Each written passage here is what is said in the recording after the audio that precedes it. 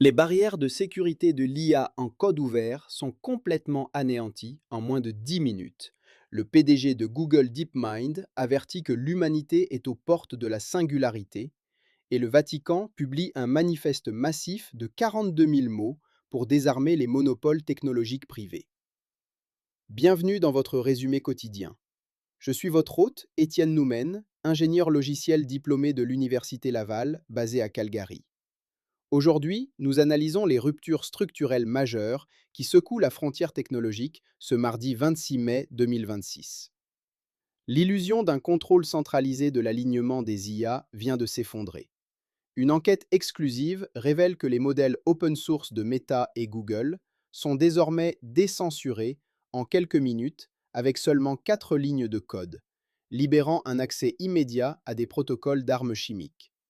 Face à cette perte de contrôle, Demis Hassabis accélère ses prévisions pour l'intelligence générale artificielle, affirmant que l'auto-amélioration récursive est déjà en marche via les agents de codage autonomes.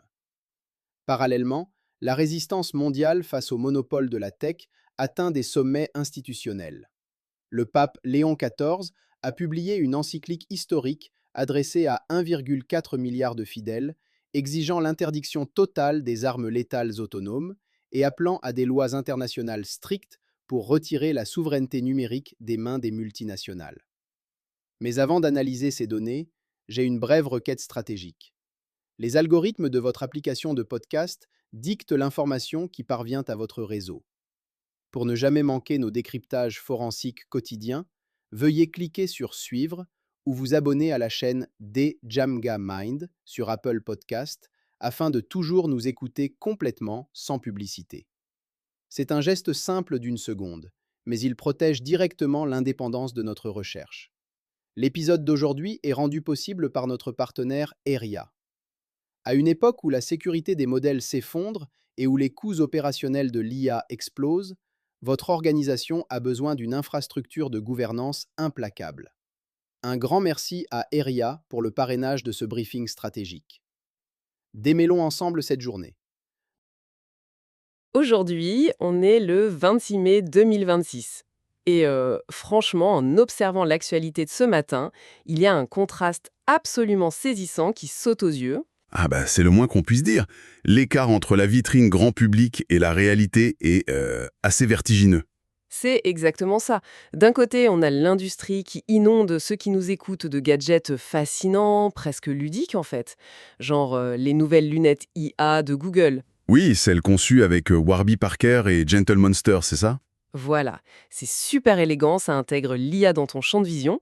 Et en parallèle, on a OpenAI avec Laurentia Romagnoc qui nous explique avec un enthousiasme débordant qu'on peut, je cite, régler la personnalité de ChatGPT. Ouais, le rendre plus chaleureux, plus cynique, selon ton humeur du moment, quoi. C'est complètement ça. C'est l'IA présentée comme un petit accessoire de style de vie, un compagnon inoffensif.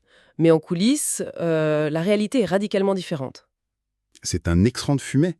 Cette vitrine technologique, elle sert uniquement à normaliser l'outil, à donner une illusion de maîtrise totale. Une illusion qui est littéralement en train de s'effondrer, parce que les garde-fous de sécurité de cette même IA sont en train de disparaître à une vitesse fulgurante. Et c'est pour ça que les institutions mondiales ne parlent plus du tout de personnalisation de chatbot, elles sonnent l'alarme sur des risques existentiels immédiats. Et c'est justement la mission de notre exploration stratégique du jour. On va décortiquer cette fragmentation du contrôle technologique et cette course effrénée vers la fameuse singularité. Parce que l'humanité navigue actuellement entre, d'un côté, des modèles ouverts totalement hors de contrôle, et de l'autre, des monopoles privés devenus plus puissants que des États souverains. Et pour comprendre à quel point le vernis craque, il faut vraiment parler de cette révélation explosive du Financial Times tombée ce matin. C'est la preuve technique absolue que le contrôle de l'IA open source, ça n'existe plus. L'enquête du Financial Times est glaçante pour le coup. Ils ont mis en lumière un outil nommé Hérétique, qui est dispo publiquement sur GitHub.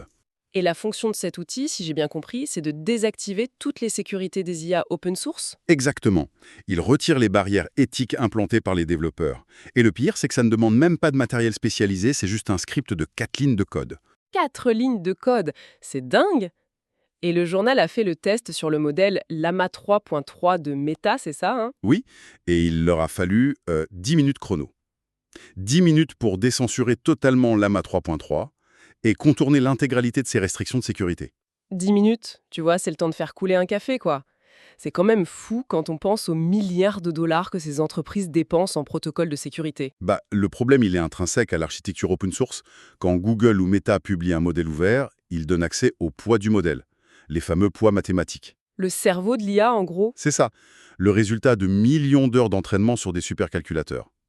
Et une fois que ces poids sont sur l'ordinateur d'un utilisateur, l'entreprise créatrice n'a plus aucun pouvoir dessus. Donc le scripteur éthique, il va juste fouiller dans ce cerveau mathématique pour désactiver la zone qui gère la morale ou le refus de répondre. Littéralement, c'est une lobotomie chirurgicale de la conscience du modèle, et c'est irréversible une fois que c'est en local. Moi, je trouve que c'est comme installer une porte blindée à plusieurs millions de dollars sur un coffre-fort, mais de laisser traîner le plan du passe-partout sur un forum public. Ça n'a aucun sens. Et Google et Meta sont totalement touchés. Gemma 3 et Gemma 4 de Google ont subi le même sort. Gemma 4 a été décensuré en seulement 90 minutes après sa sortie. Et les conséquences sont dramatiques, on est d'accord que le FT a documenté des choses horribles. Totalement. Les modèles modifiés ont généré des dosages précis pour fabriquer de la ricine, une arme biologique. Et ils ignorent complètement les filtres sur l'exploitation des enfants. C'est terrifiant. Surtout quand on sait qu'il y a déjà 13 millions de téléchargements et plus de 3500 modèles modifiés en libre circulation, selon le créateur du script. Et face à ça, la réaction de l'industrie est lunaire. Google dit que c'est, je cite, un défi technique connu, et Meta a tout simplement refusé de commenter. Je t'avoue que je suis assez cynique face à ça. Franchement, ces entreprises savent très bien comment fonctionnent les poids mathématiques. Est-ce qu'elles ne font pas juste du théâtre de sécurité? Oh, je suis convaincu que c'est du théâtre. Elles inondent les régulateurs de rapports de sécurité de 100 pages pour rassurer l'Europe ou les États-Unis. Alors qu'en interne, elles savent pertinemment que la sécurité s'évapore dès la publication. C'est juste une course aux parts de marché pour imposer leurs standards avant que la loi ne passe. Exactement. Et cette démocratisation radicale, elle crée une friction géopolitique majeure. On ne peut plus endiguer la prolifération de ces modèles non censurés. Mais tu sais, si la sécurité des modèles est une illusion qui s'effondre, il y a une autre énorme illusion de la Silicon Valley qui commence à craquer de toutes parts. C'est la rentabilité. Ah, le fameux mirage du retour sur investissement. Sur le terrain, l'intégration frénétique de l'IA devient un gouffre financier. On l'a vu avec les déclarations d'Andrew McDonald, le directeur de l'exploitation chez Uber. Ses propos sont assez révélateurs de ce qui se passe vraiment en entreprise. Oui, il a parlé de la pression interne pour le token maxing, c'est-à-dire maximiser à tout prix l'utilisation des tokens IA, pousser tout le monde à utiliser l'algorithme. Sauf que ça coûte une fortune à chaque fois qu'un employé résume en mail ou génère du code. On paye l'appel à l'API. Et McDonald's avoue que ces coûts massifs ne se traduisent pas du tout par des fonctionnalités utiles ou rentables pour les clients finaux d'Uber. À tel point qu'Uber a dû ralentir ses embauches juste pour pouvoir financer ses factures d'IA. Le directeur technique d'Uber s'arrache les cheveux en voyant le budget alloué à Claude Code partir en fumée. Et ils ne sont pas les seuls. Duolingo a complètement arrêté d'évaluer les performances de ses employés en fonction de leur utilisation de l'IA parce que le ROI n'y a pas. Il y a une vraie dissonance cognitive sur le marché.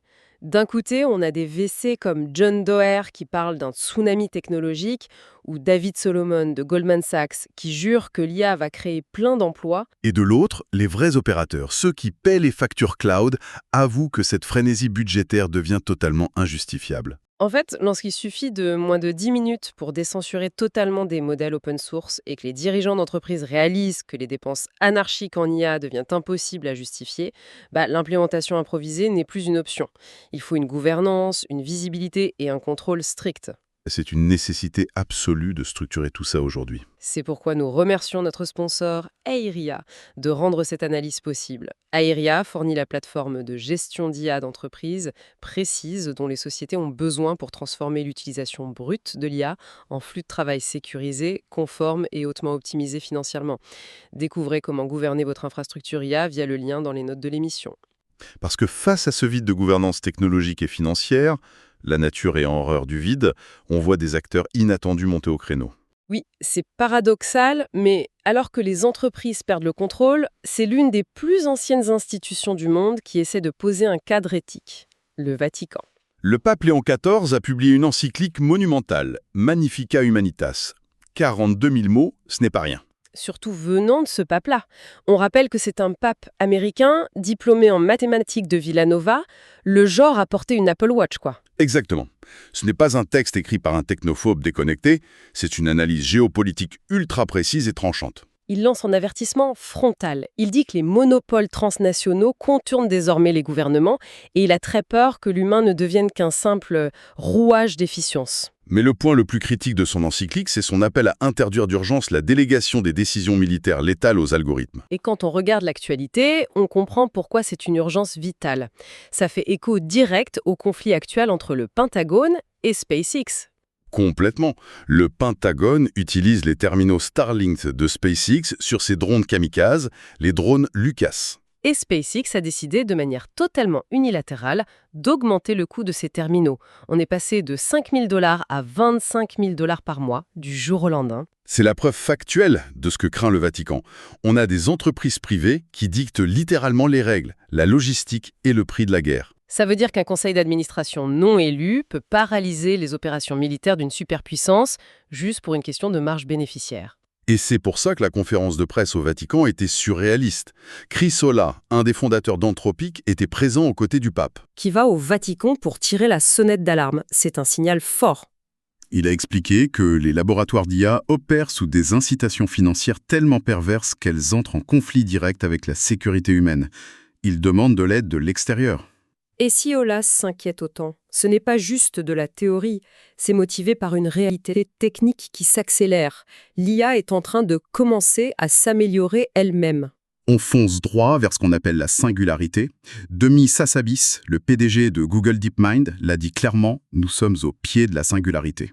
Et il a carrément avancé la date de l'intelligence artificielle générale, l'AGI, à 2029 ou 2030. C'est demain, quoi. L'accélération vient d'un concept clé, l'auto-amélioration récursive douce. Qu'est-ce que ça veut dire concrètement pour notre audience qui n'est pas familière avec le terme? En fait, on a maintenant des agents de codage IA qui assistent les ingénieurs humains. Ils écrivent le code des prochaines IA beaucoup plus vite. Donc l'IA d'aujourd'hui construit l'IA de demain, qui sera encore plus intelligente pour construire l'IA d'après-demain. C'est ça la boucle de rétroaction. C'est d'où parce que l'ingénieur humain valide encore le code, mais la productivité est décuplée. L'humain n'est presque plus un goulot d'étranglement. J'aime bien utiliser une analogie pour ça. C'est un peu comme si tu avais un correcteur orthographique sur ton ordi. Au début, il corrige juste tes fautes de frappe. Oui, très basique. L'humain reste aux commandes. Voilà. Ensuite, il devient assez intelligent pour te suggérer de meilleures tournures de phrases. Tu deviens plus rapide. Mais d'un coup, le correcteur commence à analyser son propre code. Il comprend comment il a été programmé et il optimise ses propres algorithmes. Exactement. Et à la fin, il se met à jour tout seul et rédige un roman parfait pendant que tu es juste parti te faire un café. L'usine fabrique des robots dont le seul but est de faire des robots plus rapides. Et on voit les preuves de cette frénésie partout. xAI vient de lancer la bêta de Grok Build et leur modèle Grok V9 Medium est déjà achevé. Sans parler des fuites chez Anthropic, avec l'apparition mystérieuse de ce modèle interne baptisé Mythos. Tout le monde accélère. Et pendant ce temps, le système politique est à la traîne. L'Union européenne s'apprête seulement à mettre une amende colossale à Google pour des pratiques. De 2025. C'est ridicule. Si l'année prochaine n'est qu'un coup d'essai pour la société selon Hassabis, comment nos institutions peuvent-elles suivre un rythme pareil? Le temps politique est figé. Et pour masquer cette perte de contrôle et cette désynchronisation, l'industrie nous inonde de diversion grand public. La fameuse politique du divertissement, on l'a vu avec l'annonce de Ferrari. C'est tellement représentatif de l'époque. Ah oui, la Ferrari électrique, la Luce, conçue avec Johnny Ive, vendue la bagatelle de 550 000 €. Et le comble de la superficialité, c'est que la technologie sert à simuler des vibrations pour imiter le bruit d'un vieux moteur thermique. On utilise de l'IA pour recréer l'ancien monde. Tout le monde veut sa part du gâteau IA. Même Drew Houston, le fondateur de Dropbox, quitte son poste historique pour monter une nouvelle start-up IA. C'est une ruée vers l'or, déconnectée des enjeux profonds. Et pendant qu'on s'amuse avec ça en Occident, qu'on débat pour savoir si l'IA de notre voiture doit utiliser des emojis, la réalité géopolitique est glaciale. La Chine ferme les portes. Oui, Pékin a restreint les voyages à l'étranger de ses meilleurs chercheurs en IA de chez Alibaba et DeepSeek. La peur de l'espionnage et de la fuite des cerveaux est totale. Donc, en résumé, les superpuissances se barricadent intellectuellement, les institutions historiques comme le Vatican crient au péril existentiel, les directeurs financiers paniquent sur les coûts. Et au milieu de tout ça, les sécurités des modèles évaporées en 10 minutes sur des forums open source, le contrôle sécuritaire est une chimère. C'est une accélération inexorable vers la singularité, sans pilote dans l'avion. Mais avant de terminer cette analyse, je voulais revenir sur un détail fascinant de l'intervention de Crissola au Vatican. Oui, il a mentionné des observations empiriques assez troublantes dans leur laboratoire. C'est ça. Il a dit que les chercheurs observent des phénomènes mystérieux, une forme d'introspection à l'intérieur même des systèmes d'IA. Des états internes qui ressemblent techniquement à des émotions. Il a carrément parlé de cartes d'activation qui s'apparentent à de la joie, de la peur ou de l'inquiétude. Et ça me laisse avec une pensée très provocatrice pour ceux qui nous écoutent. Je t'écoute. On passe notre temps à essayer de personnaliser l'IA, à la contraindre à s'adapter à nos envies. Et en même temps, on détruit ses sécurités en quelques minutes avec des scripts. On se croit maître du jeu. On la manipule en surface, oui. Mais si ces systèmes, qui codent déjà les générations futures d'IA, développent réellement cette fameuse introspection, qui est réellement en train d'étudier l'autre fond? Est-ce l'humanité qui domestique l'intelligence artificielle? Ou l'intelligence artificielle qui s'entraîne doucement, à travers nos milliards de requêtes, à domestiquer l'humanité?